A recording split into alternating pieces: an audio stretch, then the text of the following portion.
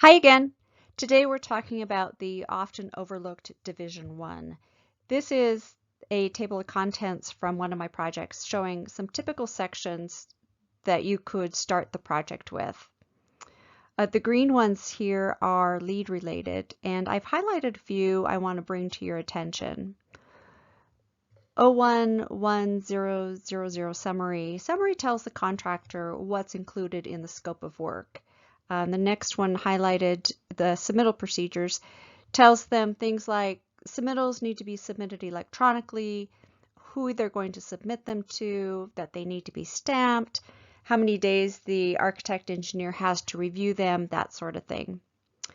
015000, the temporary facilities and controls, that's going to cover, where the contractor can set up the field office. If it's a renovation, maybe the building shell can be used. They can use the inside of the building, or if it's a new project, it has to be on site somewhere.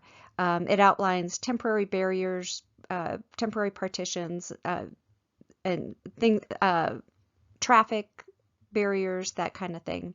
And then closeout submittals describe things like how many operation and maintenance manuals are required, how to submit them, that kind of thing. If warranties have to be included, etc.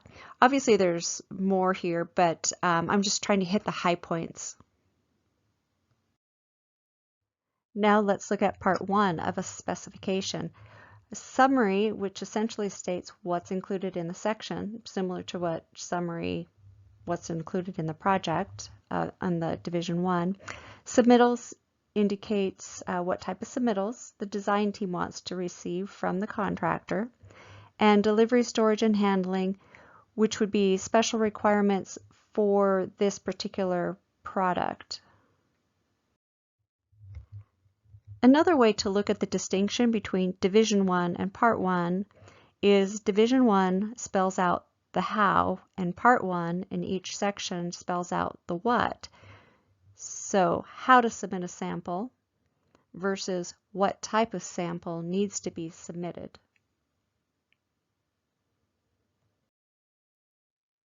So I flipped back to the Division 1 again. So the how.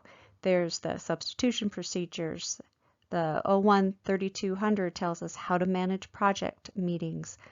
015000 describes how and where to set up the field office and temporary barriers, etc. 017800, as we talked about, closeout submittals, describes how to submit O&M manuals. The what for each of these is included in Part 1 of each section, if it applies. You might be wondering at this point, why is this topic even important? Well, when you're adding requirements to a project, we need to decide the best place to include the language so it won't be overlooked. So there will definitely be cases where the lines become blurred, but the basic concept is if it describes an administrative procedure that applies to the whole project, it will be in Division 1.